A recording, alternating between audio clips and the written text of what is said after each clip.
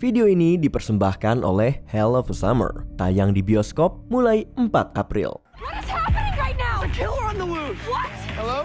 Selamat datang di Watch Mojo Indonesia. Dan hari ini kita akan mengupas semua detail penting tentang film horor komedi terbaru dari Finn Wolfhard, Hell of a Summer. The killer is someone that we all know. Nomor 10 ditulis dan disutradarai oleh Finn Wolfhard. Hi, Chris. Hey Shannon. Finn Wolfhard jelas bukan orang asing dengan genre horor. Mungkin ia paling dikenal berkat perannya sebagai Mike Wheeler di Stranger Things yang membuatnya menjadi favorit di kalangan penggemar film horor. I love you on your good days. I love you on your bad days. I love you with your powers. I love you without your powers. I love you. Pengalamannya semakin bertambah dengan perannya dalam film-film seperti It dan The Turning, belum lagi franchise Ghostbusters yang memiliki unsur horor.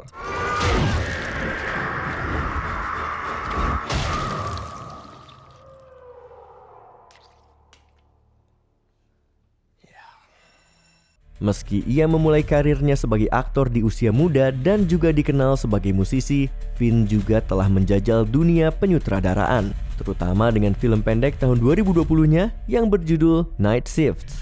Namun, Hell of a Summer menjadi debutnya sebagai sutradara film panjang berbagi tugas dengan Billy Brick yang membawa kita ke nomor 9, ditulis dan disutradarai oleh Billy Brick. Please welcome Finn Wolfhard and Billy Brick!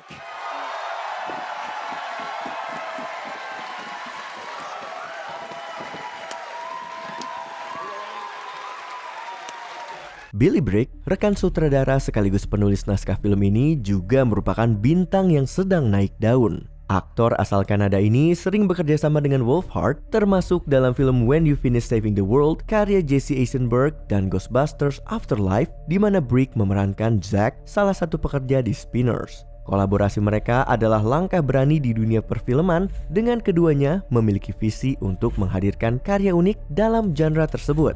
Dalam hal ini, mereka ingin memberikan warna baru bagi subgenre slasher. Mike?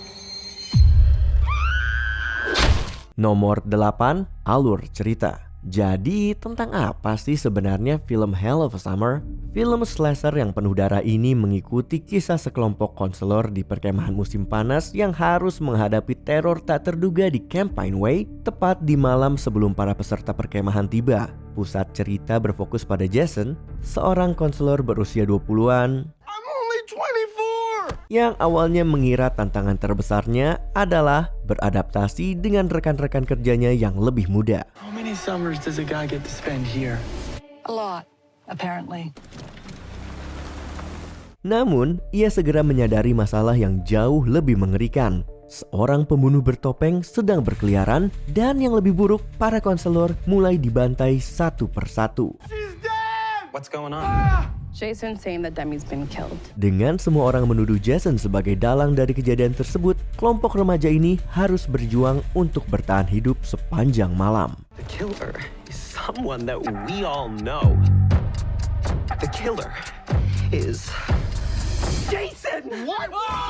Nomor 7, para pemeran. I know a few of you are first-time counselors. Phones go in the basket. Let's also remember, no drinking, no smoking. Hell of a Summer menampilkan jajaran pemeran muda berbakat, termasuk kedua sutradara yang juga membintangi film ini. Ya, Finn Wolfhard dan Billy Brick berperan sebagai Chris dan Bobby, dua sahabat yang berpikir bahwa musim ini adalah kesempatan mereka untuk meraih hati perempuan. Does head mean anything to you?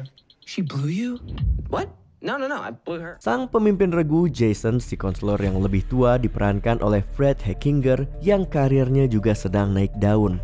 Baru-baru ini, Heckinger membintangi film yang mendapatkan pujian seperti Thelma, serta blockbuster besar seperti Gladiator 2 dan Kraven the Hunter.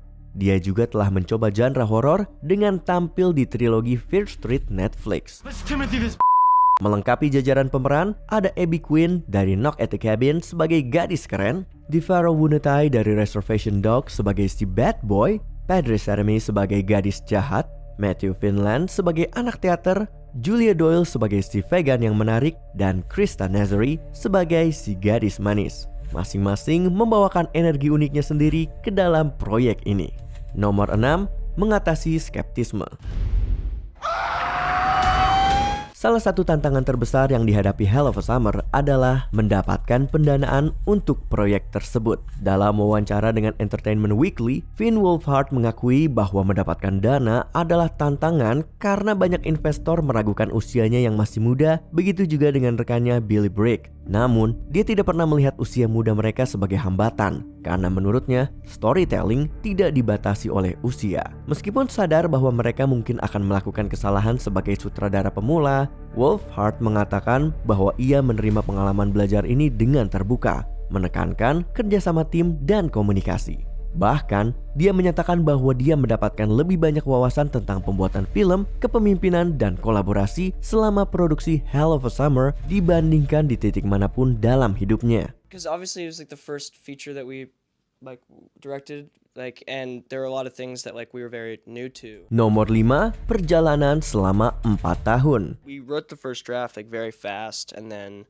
sort of really started working on it and dialing it in the pandemic in 2020. So it's been a long road, and I think we've known we wanted to direct it from the beginning. Berbicara tentang produksi, syuting Hell of a Summer berlangsung di Ontario, Kanada selama 3 minggu, dimulai pada bulan Juli 2022 dan selesai pada bulan Agustus di tahun tersebut. And then we filmed on this incredible old Boy Scouts camp in 3 hours, north of here in Ontario. And we stayed at this lodge, and it really did feel like summer camp making it. These guys all stayed in the same house. Karena latarnya yang berupa perkemahan musim panas, sebagian besar film ini secara alami difilmkan di lokasi luar ruangan yang dikelilingi pepohonan untuk menangkap atmosfer klasik film slasher sebaik mungkin.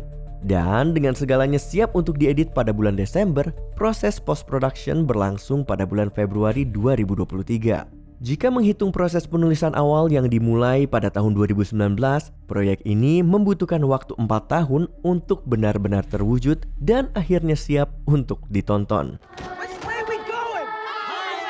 Nomor 4, perpaduan horor dan komedi. Bisa dibilang, Hell of a Summer bukanlah film slasher biasa karena menggabungkan ketegangan dengan humor yang mengocok perut. Everybody, join hands together. We're gonna bless the board. I don't with ghost shit. With getting brutally murdered outside. Para sutradara muda kita, Finn Wolfhard dan Billy Brigg, mengatakan bahwa mereka bekerja keras untuk memastikan elemen horor dan komedinya saling melengkapi tanpa ada yang mendominasi.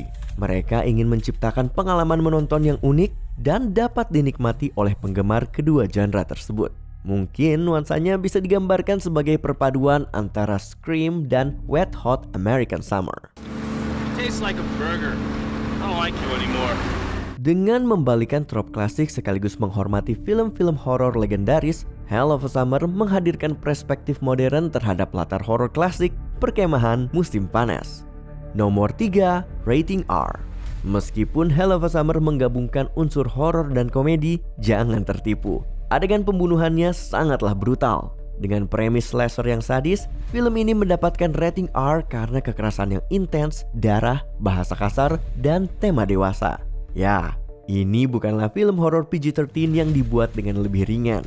Bahkan sejak awal, Finn Wolfhard menegaskan bahwa ia ingin film ini benar-benar menggali elemen horornya dan sepenuhnya memanfaatkan rating R tersebut. Dengan begitu, para penggemar film slasher klasik dapat mengharapkan banyak ketegangan, momen mengejutkan, dan tentu saja cipratan darah yang melimpah. So much blood. Shut. Oh, is bad. That's so much worse than I thought it was gonna be. Nomor 2, inspirasi. Harus diakui, daftar film horor yang berlatar perkemahan musim panas cukup panjang.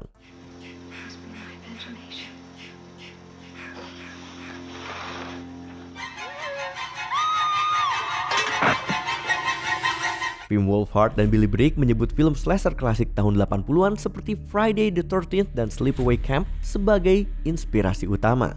Namun, mereka juga mengambil inspirasi dari film horor penuh kesadaran diri seperti Scream dan Evil Dead 2. I just love growing up watching Scream and all these horror movies. Meski begitu, mereka menyebutkan bahwa film horor komedi ikonik Shaun of the Dead memiliki pengaruh besar terhadap film ini.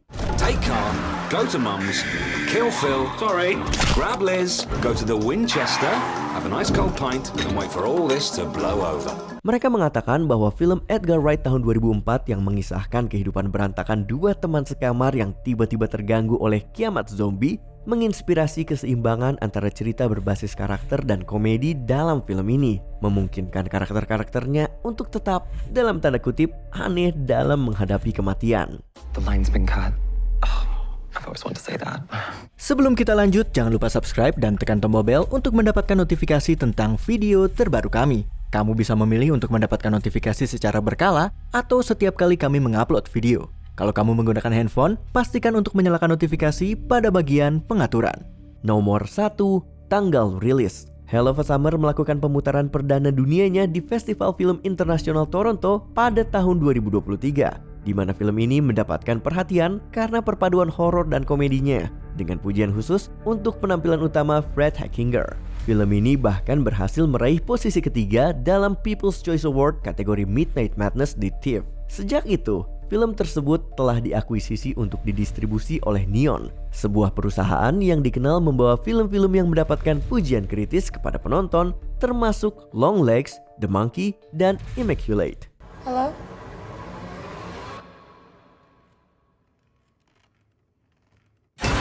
Melalui Neon, Hell of a Summer akan dirilis di bioskop Amerika Serikat pada tanggal 4 April 2025. Apakah kamu akan menonton Hell of a Summer? Tulis pendapatmu di kolom komentar. We're all gonna die. Video ini dipersembahkan oleh Hell of a Summer, tayang di bioskop mulai 4 April.